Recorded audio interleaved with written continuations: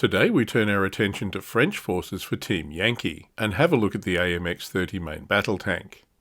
France has some interesting and unique vehicles, many of which have been widely exported. Worth a look.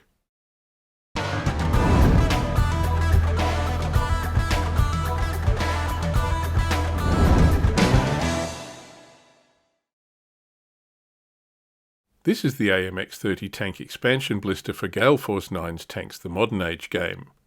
The plastic in here is the same as found in the Battlefront Team Yankee AMX-30 Tank Platoon box set.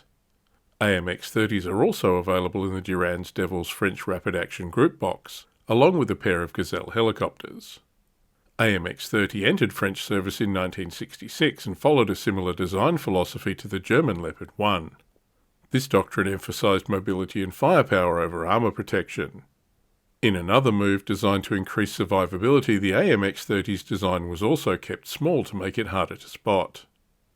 The similarity with the Leopard is not coincidence. The design started as a joint effort between Germany, France and Italy. In the end, rather than adopting a single unified design, France and Germany each developed their prototypes independently. Ongoing troubles with the transmission forced the upgrading of the tank to the AMX-30B2 standard from 1979. The upgrade also included automotive upgrades and a new fin-stabilised armour-piercing round for the main gun. AMX-30 served with French forces in Desert Storm and has been exported to a number of countries including Kuwait, Iraq, Saudi Arabia and Spain. If we look at the back of the blister, you can see this kit comes on 2 sprues of dark green plastic. The expansion pack contains parts for a single AMX-30 tank. However, there are also parts to build the AUF-1 self-propelled artillery piece. The blister includes a card for the tank and the artillery piece, as well as 2 hero cards, 2 crew cards and an upgrade card. The Team Yankee AMX-30 Tank Platoon box set contains parts to build 5 vehicles, as well as a tank commander sprue, a decal sheet and 6 unit cards. The back of the blister insert has the assembly instructions. The assembly looks straightforward and covers both build options available from this kit. There seems to be enough parts to build both the tank and the SP artillery turrets in the kit. So let's look at the plastic. Each vehicle comes on 2 sprues of dark green plastic. This first sprue has the guns and turret parts. The tank turret is a small, rounded cast design. The loader's hatch is moulded closed, but the commander's hatch is a separate part which can be modelled open or closed. There are some nice details here, including what looks like some smoke discharges at the rear. Next to that is the larger boxy turret for the AUF-1 self-propelled artillery piece. This also has one hatch moulded closed and open or closed options for the other. You can see that the turret has a rear stowage rack moulded integral to the turret piece. Both guns are here. This is the French-designed 105mm Model F1 tank gun. It's moulded as a single piece with the mantlet. The coaxial gun is a 20mm cannon, giving a bit more firepower and anti-vehicle punch than a machine gun. The other gun is the 155mm L40 howitzer artillery tube for the AUF-1 self-propelled gun. This gun was autoloader fed with a rate of fire of 8 rounds per minute. The howitzer could fire up to 30 kilometres and the ammunition had a combustible cartridge case. 42 rounds were carried on board. The big flat part here is the turret front for the AUF-1. The railings are the left and right turret grab rails for the tank turret. That just leaves the artillery turret base piece, the hull rear and the side skirts. Both tanks and artillery vehicles could be correctly modelled with or without skirts. The choice is up to you. The second sprue contains the upper and lower hull piece, tracks and other small detail parts to complete the build.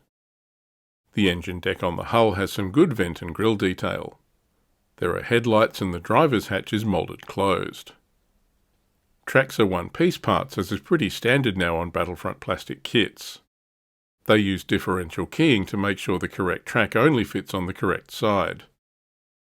Tracks have some good rubber chevron pad detail moulded on, although the detail doesn't continue around the full track run.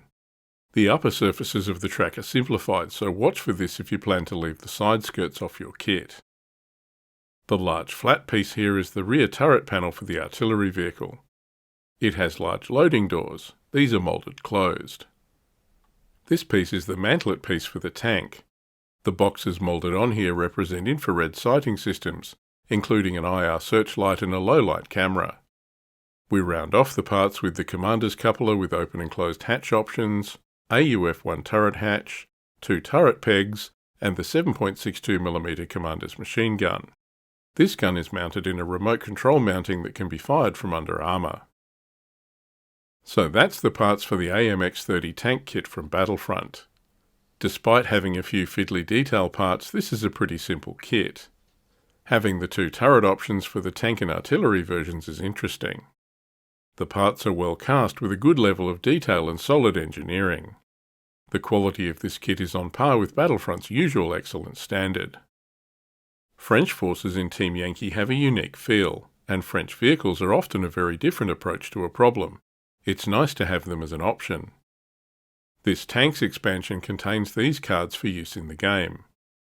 Having the artillery option as well gives you another option for fielding this on the tabletop. The Team Yankee AMX-30 Tank Platoon box set contains 5 vehicles. Here's the Team Yankee stat card. AMX-30 has a bit more armour than a Leopard I, as well as a brutal gun, good for anti-infantry work. However, the 3+ skill is somewhat offset by the 5+ French morale and 4+ remount. Best to avoid losses and bails and keep these fragile formations in good spirits. Like the Leopard I, this is a glass cannon that needs to be employed skillfully at the right time and place to be effective. The 20mm coaxial gun is useful with the anti-helicopter role as well as a secondary option against lightly armoured vehicles. The French force organisation chart shows AMX-30s fielded in armoured squadrons.